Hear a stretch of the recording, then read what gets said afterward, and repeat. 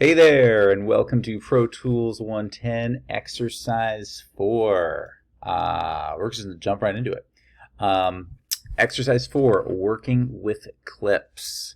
So remember Exercise 3 was all about tracks. Exercise 4 is all about clips. This is a really cool chapter because you learn a lot about the clip list, how to keep it organized, and just a lot of things you can do to make finding and using clips a lot easier. So let's see what they have us do here. Okay, so we want to go into our Pro Tools 110 exercise folder, go to Exercise 4 Suspense, and there's a folder within it called Exercise 4 Suspense Session. Double click on the PTX file.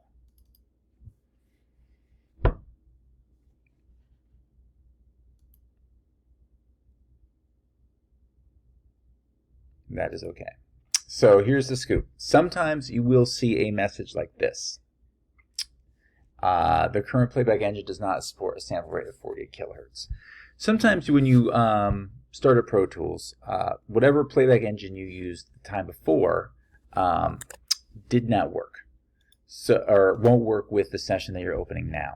So what you have to do is you have to open up Pro Tools, and I like to call it the Pro Tools safe mode, where you're basically opening up Pro Tools. You're opening up Pro Tools, but you're opening it up and forcing it to choose the playback engine before the program fully opens. That way you won't run into that error message. So if you ever run into this error message where you can't open a session because there's a playback engine issue, then what you need to do is, I'm going to go to the applications folder here. Here's Pro Tools. When you open up Pro Tools and hold down the N as a Nancy key. Oh, there we go. What? No.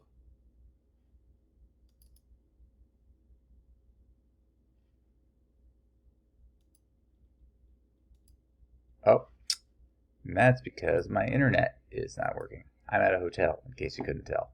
I'm going to keep all this in just to show you.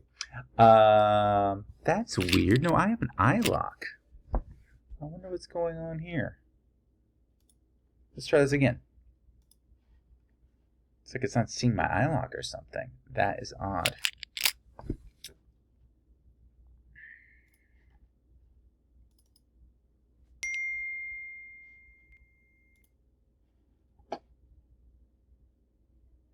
Okay, now Pro Tools is open.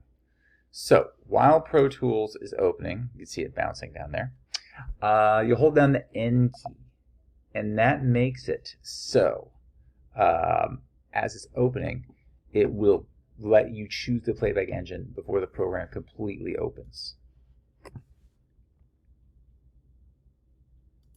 So cancel the network. Now playback engine.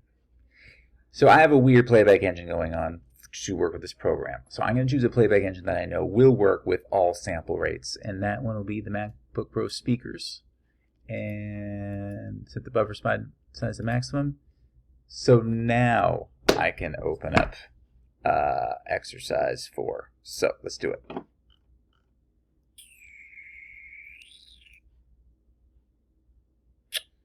Where'd you go? Where'd you go? Where'd you go? There it is. Exercise 4. There it is.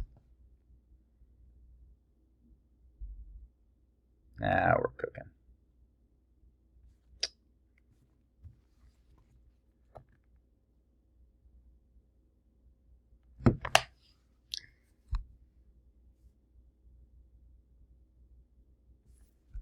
Okay. Whoa. There we go. Let's see what this thing sounds like. Now I'm going to switch my playback engine back to something that you can actually hear.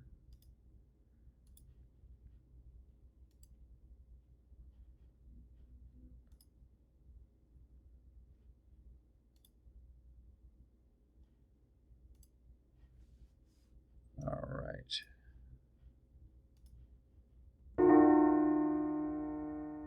Ooh, dramatic.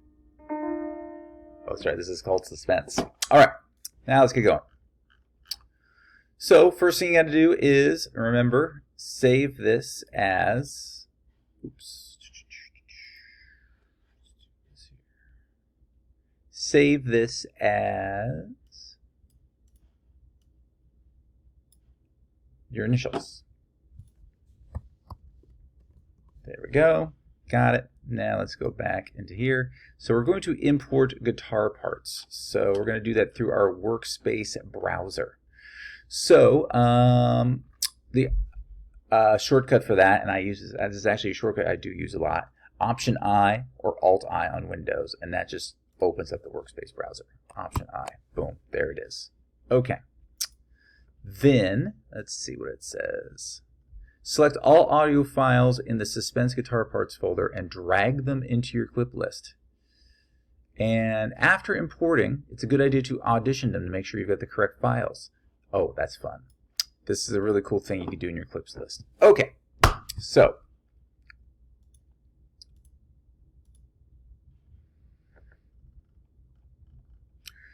what's cool about this, we're in our workspace browser. Obviously, we can go into volumes and find the Pro Tools exercise media folder.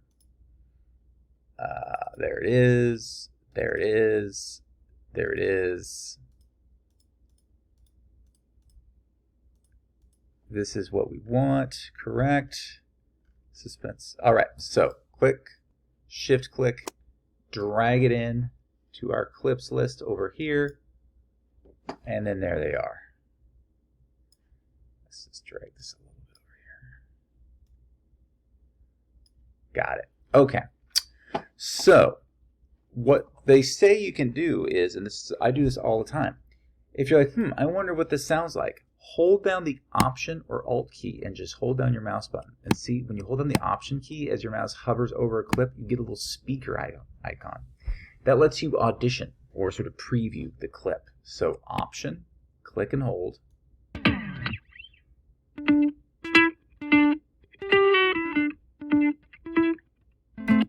Or you're like, that's cool, but maybe I want something else. What's this one sound like? Option or Alt if you're on Windows.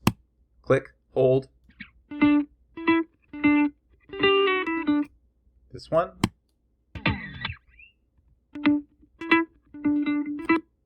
So it's a good way to sort of like just quickly listen to what you have in your clip list. Okay. Working with playlists. Ooh, playlists are cool. We've imported the guitar files and we're ready to build our guitar part, but we're not sure which one we or our client will like best, so we want some options to choose from. We could create 3 different audio tracks. That is true. We could go in here and, oops, let's close this one for now. We could go in here and actually make 3 new tracks if we want. However, sometimes it's easier to do something called a playlist. So we're going to create a new mono track and call it Guitar 1. So let's do that first.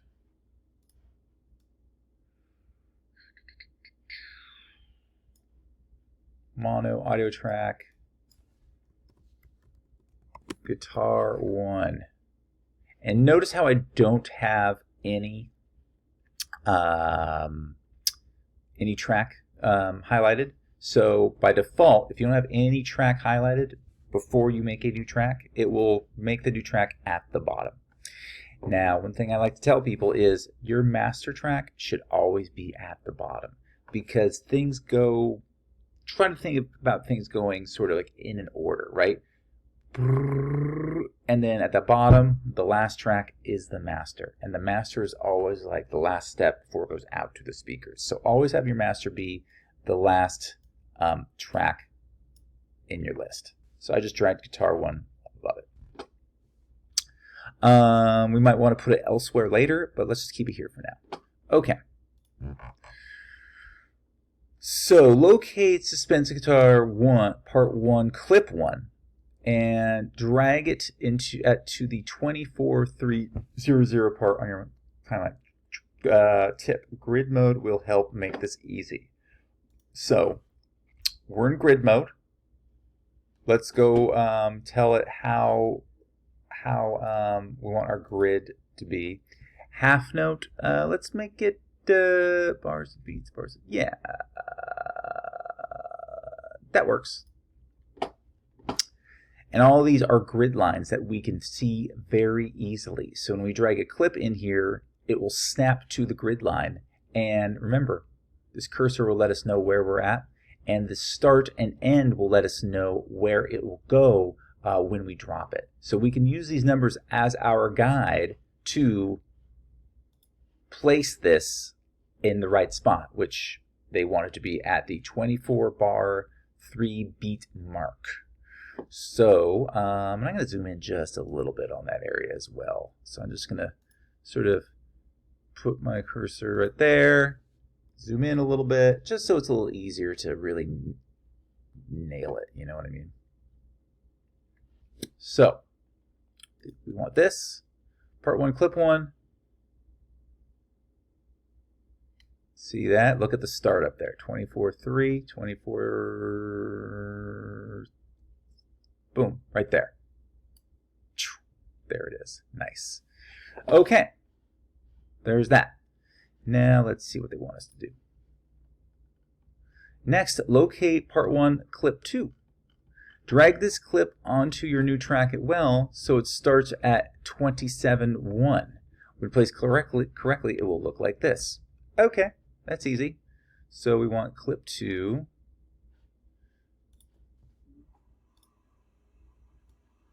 We want to put it right there. Got it. Okay. Now,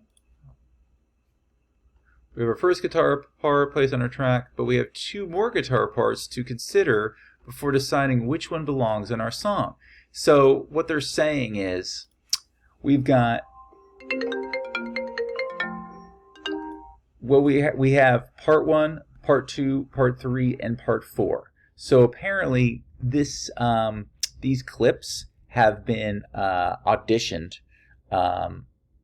or I'm sorry, they've been they have 4 different takes of these clips. So we want to easily sort of like go between them very easily. So let's see what they say to do next. We were first covered. Okay, first we want to create a new edit playlist on our track. We can do this by clicking on the drop-down icon next to the track nameplate and clicking New, or this is the shortcut, Control /. So a dialog box will appear asking you to name the new playlist. We're going to call it Guitar 2. So this is what we're going to do. Let's go back into Pro Tools. So here's our nameplate. You've probably noticed this arrow next to it, and you're like, what does this do? It is a playlist selector. By default, what we're looking at is a track, yes, but we're looking at the default playlist of that track. This right here is the playlist for this track. This right here is the playlist for this track.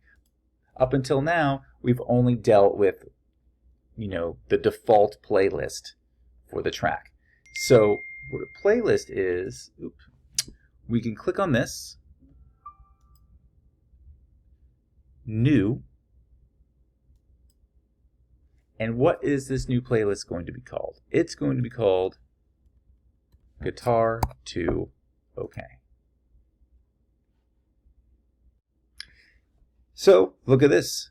It now says Guitar 2. This is the same track, right? This is the same track. You know, I'm going to make this a little bit bigger so it's easier for you to see stuff. There we go.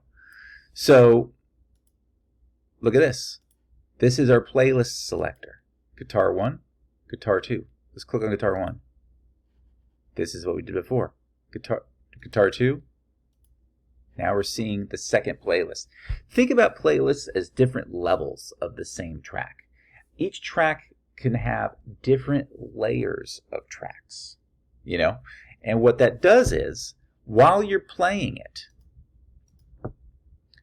while this is playing, I could, in mid-play, switch the playlist. Playlists are how we, a lot of times, will record ADR. We'll do take 1 on playlist 1, take 2 on playlist 2, take 3 on playlist 3, take 4 on playlist 4, and we could just switch between them as it's playing. Rather than soloing this and muting that, or making a track active or inactive, or whatever the case may be, all of our takes are on the same track in playlists, and we could switch to which playlist is the one that we're hearing in an instant. It's a really efficient and quick way to basically listen to all of your takes and decide which one you like the best. So let's see here. Locate, suspense. Let's see. So we want to do same thing. Part 2 clip 1 and part 2 clip 2 in the clips list and put them in the same spots that we did the other ones. So let's go back into Pro Tools. So remember how this one begins at, let's see here. This one begins at 24.3 and this one begins at 27.1. So click on the little playlist selector, go to Guitar 2, part 2 clip 1. We want it to begin at 24.3. Part 2 clip 2, we want it to begin at 27.1. And now go over here, we'll make a new playlist.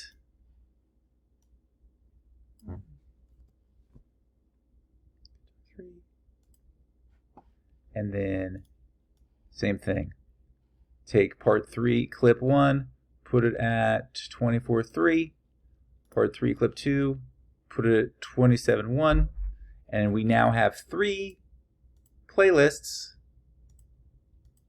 for the guitar track that we could easily switch between. And it's all on the same track. Okay.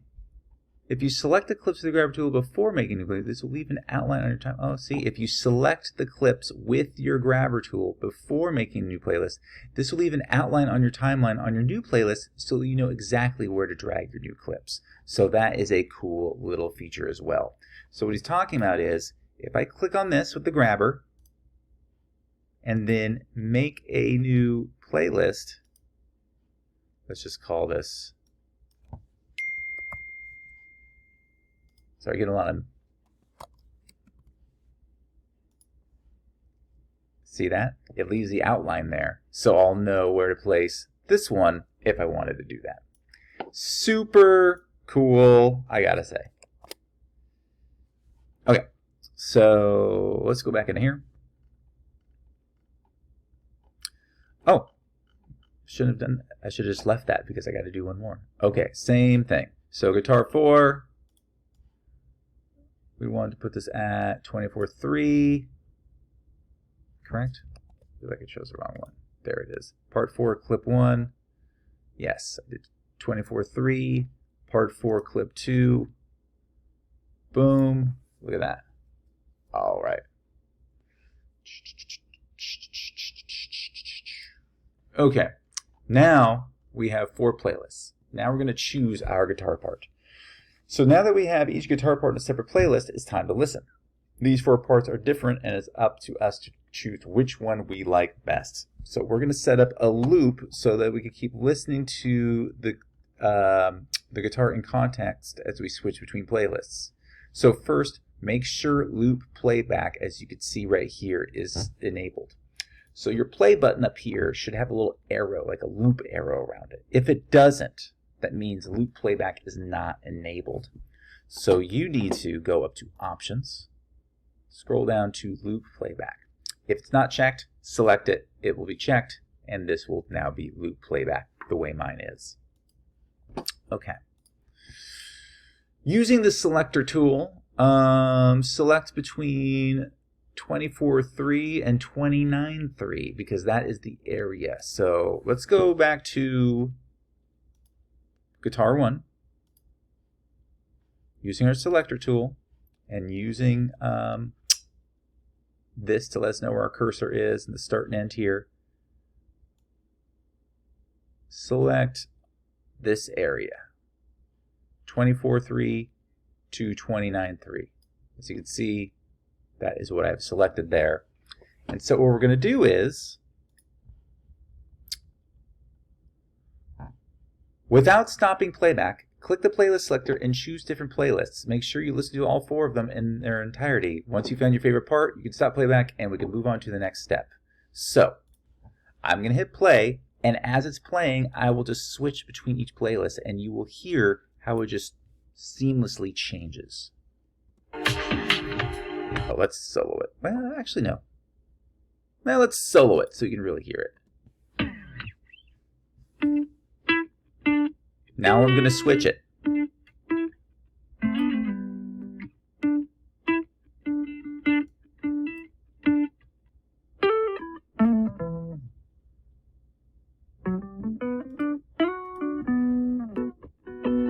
See? Let's go back to 1.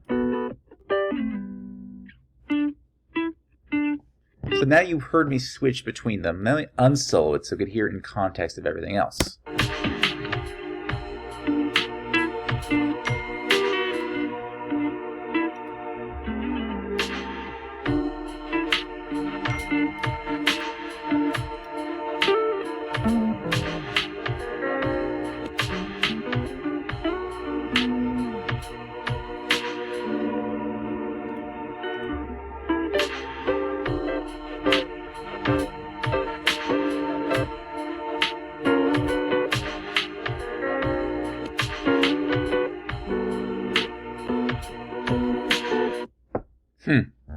Interesting.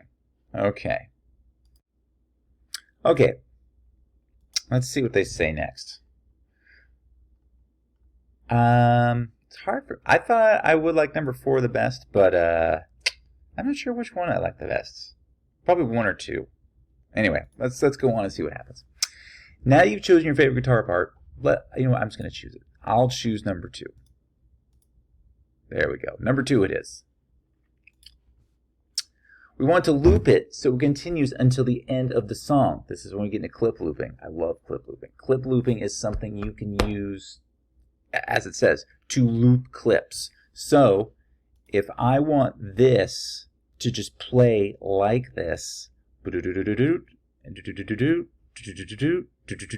the end of the session, I can use clip loops. And this is great if you are trying to loop wind noise or room tone. Say you have a 5-minute scene, but you only have, say, like 40 seconds of room tone. You can loop it so that 40 seconds becomes 5 minutes of room tone. It's really quick, it's really easy, but you gotta know how to use it right, because sometimes you can hear the loop. Like if I looped a certain sound like do do do do do do do do do do do do do do, it becomes obvious after a couple times that something is being looped. So you have to know how to make it subtle. And that just takes practice and using your ears. So some of these guitar parts include notes before the downbeat of the measure. Since we don't want to loop this, using the selector tool, separate the first clip at 25-1. Okay, so great. So we're going to separate. So let's go to 25-1. You just type in 25-1, hit return. So you can see this is where our cursor now is. If we go up to edit, down to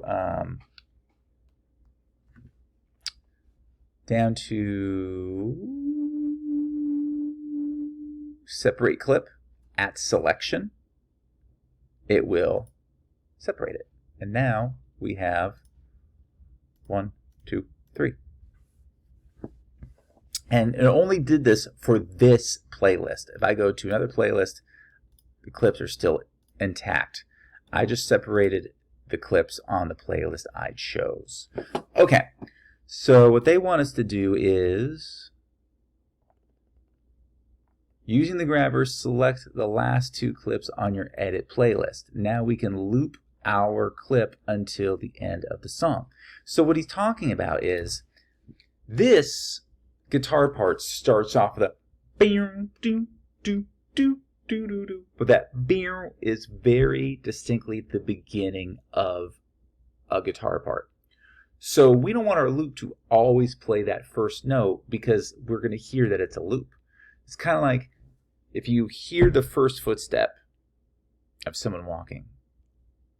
That first footstep is like them entering the room, and it's footstep, footstep, footstep, footstep, footstep. But then if you loop it, you're going to and hear that first footstep again, it's going to sound like the person is entering the room again.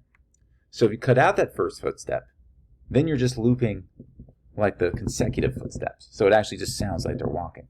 Here, we're taking out that first guitar note and just looping the middle part of this little guitar solo. So it just seems like a long guitar solo that only has one beginning, and then the rest of it is looped. So that's what we're doing here.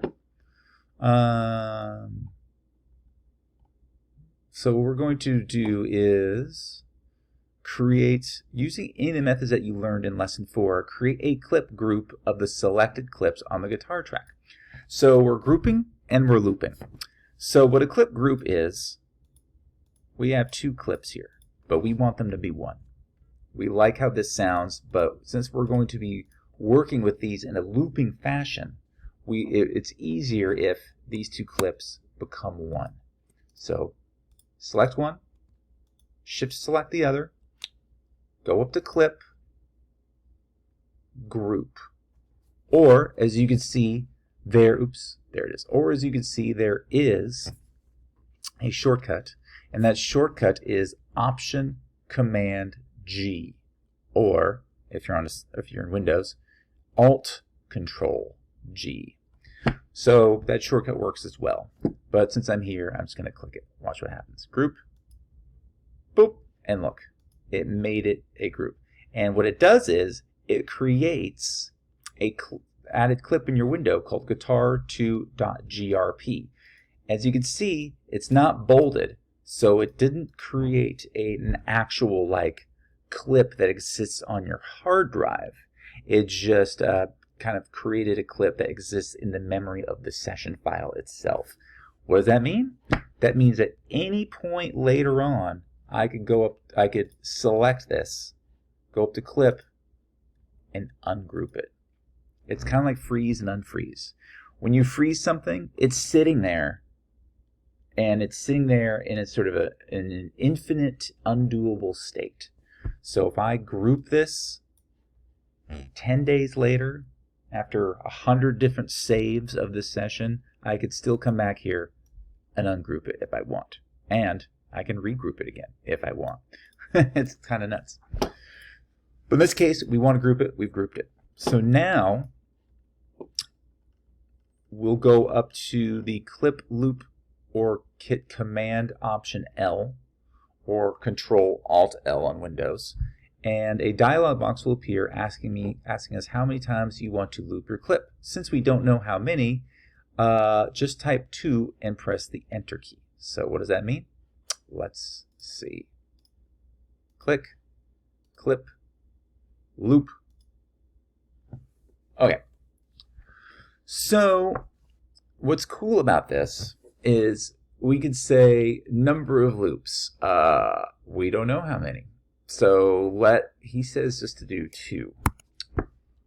But if we knew the exact length, we could type that in. If we knew we wanted to go completely until the end of the song, we could click on that. And every time it loops, to make each intersection of that loop a little smoother, we could enable a crossfade. So instead of do do do do cut, do do do do cut, you could do do do do do crossfade, do do do do do crossfade, and that'll make each sort of transition of the loop a little smoother. That's not what they're saying to do here, though. I'm just explaining to you, in case you haven't read the chapter or looked at the PowerPoints, what that means. So we are just going to do 2 loops with no crossfades, I guess. So uncheck that. Number of loops, 2. Look at that. See? And note, if we look right here, note the little arrow. That lets you know that that is the loop point. And not only that, after a loop occurs, we could change where that loop point is through different methods. And I'm going to show you some of those later on. In case they don't show you, I'm going to jump in and throw some stuff too. Using your Trim or Smart tool, move your cursor to the edge of your looped clip. You will see a loop icon appear. Click and drag your loop until it reaches the beginning of the fade out, which is at the 41 beat mark. So, this is our trim tool, right? Click on it. First of all, look at this. You have a loop feature built into the trim. So if you clicked on that, your trim becomes an automatic looper. So you can just watch me do this next bit. Don't follow along. But I'm on a completely different track right here just to demonstrate. This is not part of the exercise. But I want to show you, if you want to do a quick and dirty loop, clip loop, you can go up to your trim, click and hold, go down to loop, and then say I want to loop this one, this clip right here, which is on this track. See how the loop has a little arrow onto it? That lets me know that my trim is a trim loop tool. Watch what happens. Click, hold, and drag. See what is happening? It is literally duplicating and looping the clip as I'm trimming it. So if I want this to repeat over and over again in a loop, I could, yes, select it, clip, loop, and then select the number of loops, or I can always go up to my trim tool, choose trim loop, and then basically trim out a loop. And see, there are my little loop icons. It's a super cool way to do a quick and dirty loop. And truth be told, that's how I do it a lot. But what they're doing here is they're having you go through step by step in a fundamental way of how to use the loop tool. So let's stick with what the exercise says to do. So let's go back to Guitar 2, go up to our trim tool, put it on standard, and this is what's interesting. Let me zoom out a little bit. When you're on the standard trim tool, which is where you are by default anyway, and you encounter a clip loop like this, look what happens to your trim tool. It will switch automatically to a trim loop tool. So if something is already looped,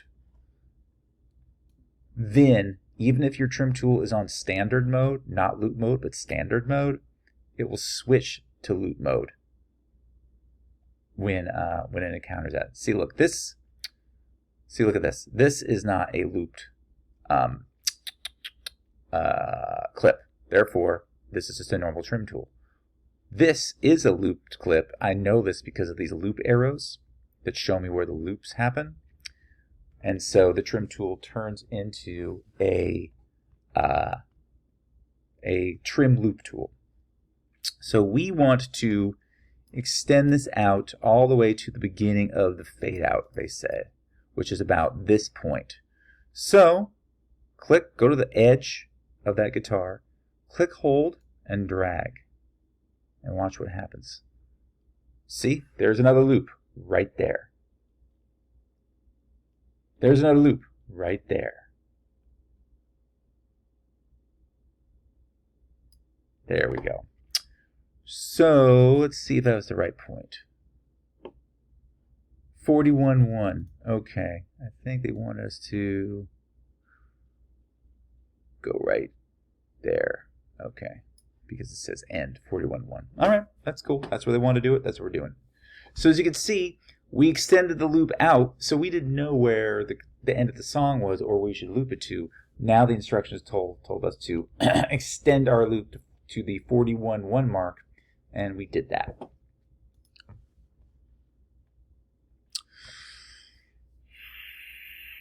You have a problem. If you listen to your clip loop, you'll hear the dead space at the end of the last of the clip group. At the end of the last of the clip group is causing the loop to become increasingly out of sync with the music. We could unloop it, trim that silence, and reloop it, but there's a much faster way to do it. Okay, so what they're saying here is this loop that we created is cool, but there's this dead space right here. Let's zoom in a little more. This dead space right here. You can see at where right before each loop there's this dead space. That is sort of screwing up the timing. So the guitar part, let's listen to it.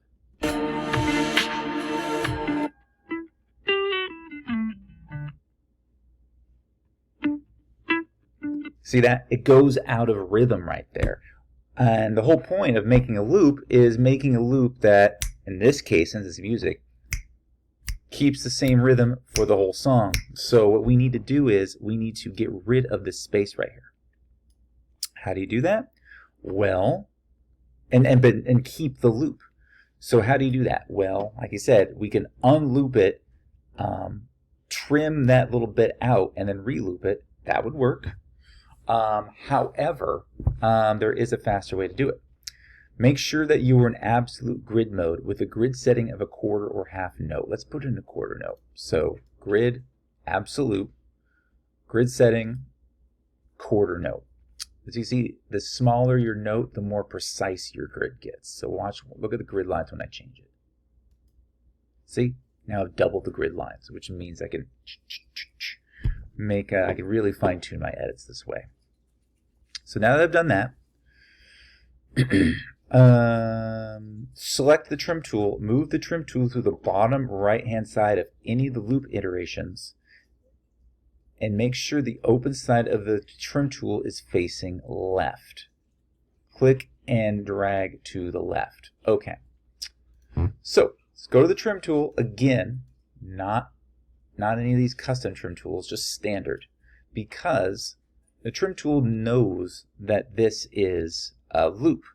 And when you go down to this arrow, this is called the loop iteration. This is what they're talking about. Oops, there we go. The loop happens here, the loop happens here, the loop happens here. Those are the iterations. So we want to make sure that our trim is pointed to the left. So what that means is, see how the bracket is open to the left? That happens when you are at certain... See, here's the clip right here. I'm on this side of the clip, and now I'm on this side of the clip. That trim tool points to the opposite direction relative to which half of the clip the trim is hovering over. See, I'm on the left side, so it's pointed to the right. I'm on the right side, it's pointed to the left. Left side pointed to the right, right side pointed to the left. So, let's zoom in a little bit. We want to hover over this loop iteration and watch what happens to every loop as I click, hold, and drag. See that? Look what happened. I can make each loop longer if I want. Remember, the clip was a certain length, but I could make the loop happen a little at an earlier point or at a later point, literally by dragging the loop point with my trim tool. Click, hold, and drag to the left. Look at that. Let's do one more.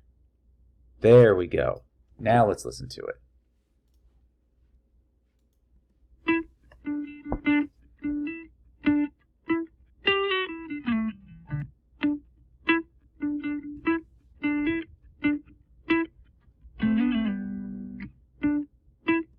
Okay, that might have been a little too quick. So let's go back into the trim tool, hover over that loop iteration, make sure the bracket's pointed to the left, click, hold, drag one grid line to the right. There we go. Let's see how that works.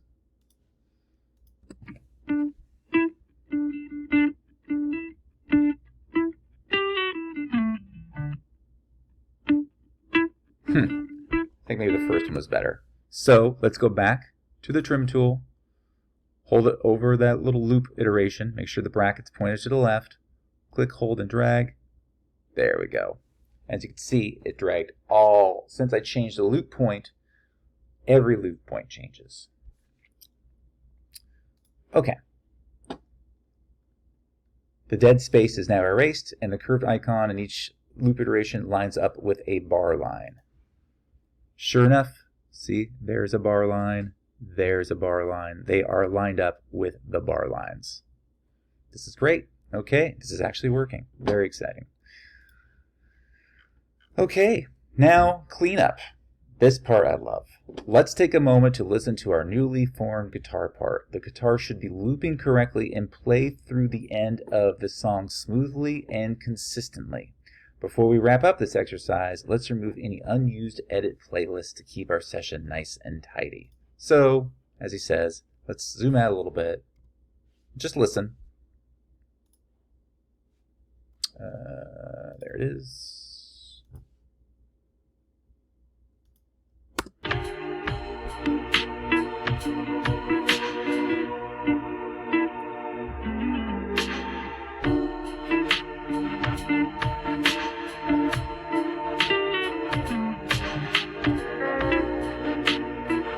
I think it still sounds weird. I would put a lot of reverb on this guitar personally, but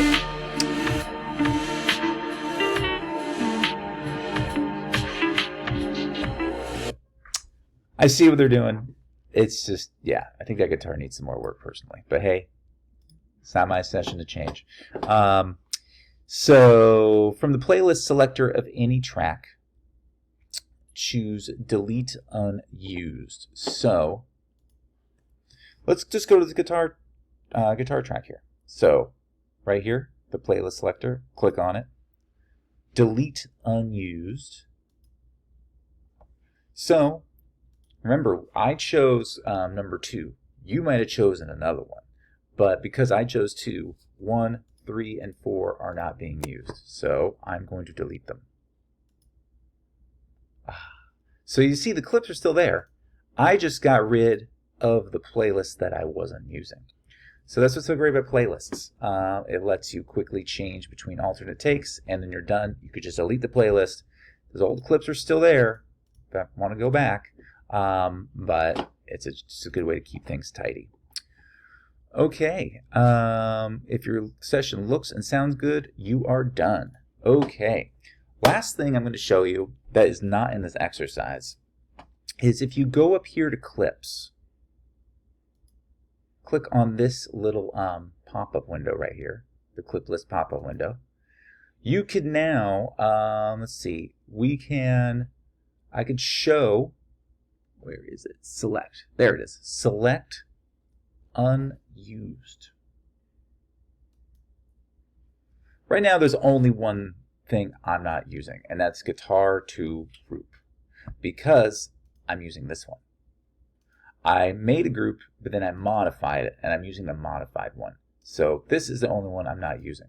So imagine if this clip list expanded like tenfold, and you're just like, oh my goodness, this thing is so huge. I don't know what I'm using and what I'm not.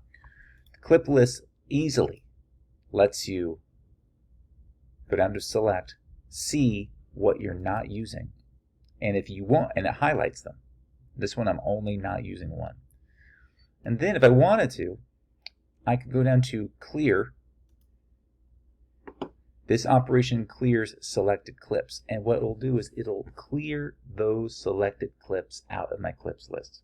So if I had 50 clips that I'm not using, by selecting unused clips, it will show me those, and once it shows me them, I can choose to clear them. Again, it does not delete them from the hard drive, it just deletes them from your session, so it looks a little more manageable. That is a lesson for another day, though. A little sneak preview. The last thing that you needed to do was to delete the playlists, which you did, hopefully, by this point. So once you do that, what I would say is I want to see that you actually did that. So click on Edit Playlists. I'm sorry, click on the Show Playlists icon right there. And now take a screenshot with this little pop-up open, because I want to see that you actually deleted that playlist.